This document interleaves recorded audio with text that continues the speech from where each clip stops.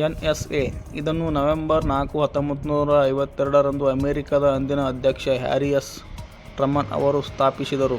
ಇದು ಅಮೆರಿಕ ಸರ್ಕಾರದ ರಕ್ಷಣಾ ಇಲಾಖೆಯ ಅಡಿಯಲ್ಲಿ ಬರುವ ಒಂದು ಪ್ರಮುಖ ಗುಪ್ತಚರ ಸಂಸ್ಥೆಯಾಗಿದೆ. ವಿದೇಶಿ ಗುಪ್ತಚರ ಮಾಹಿತಿ ಸಂಗ್ರಹಣೆ ಮತ್ತು ವಿಶ್ಲೇಷಣೆ ಮಾಡುವುದು ಇದರ ಪ್ರಮುಖ ಕೆಲಸ. NSA ವಿಶೇಷವಾಗಿ ಸಿಗ್ನಲ್ ಇಂಟೆಲಿಜೆನ್ಸ್ ವಿಭಾಗದಲ್ಲಿ ಪರಿಣತಿ ಹೊಂದಿದೆ. ಅಂದರೆ ಎಲೆಕ್ಟ್ರಾನಿಕ್ ಸಂಕೇತಗಳು, ಸಂವಹನದ ಜಾಲಗಳು ಮತ್ತು ಡೇಟಾವನ್ನು ಜಾಗತಿಕ ಮಟ್ಟದಲ್ಲಿ ಮೇಲ್ವಿಚಾರಣೆ ಮಾಡುವುದು ಮತ್ತು ವಿಶ್ಲೇಷಿಸುವುದು ಇದರ ಕಾರ್ಯವಾಗಿದೆ.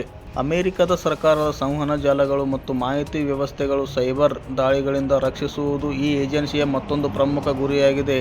CSS ಇದು NSA ಜೊತೆಗೂಡಿ ಕೆಲಸ ಮಾಡುವ ಸಂಸ್ಥೆಯಾಗಿದ್ದು, ಅಮೆರಿಕದ ಮಿಲಿಟರಿ ಘಟಕಗಳ ನಡುವೆ ಕ್ರಿಪ್ಟೋಗ್ರಾಫಿಕ್ ಸಂಕೇತ ಭಾಷೆ ಸಹಕಾರವನ್ನು ಸುಗಮಗೊಳಿಸುತ್ತದೆ.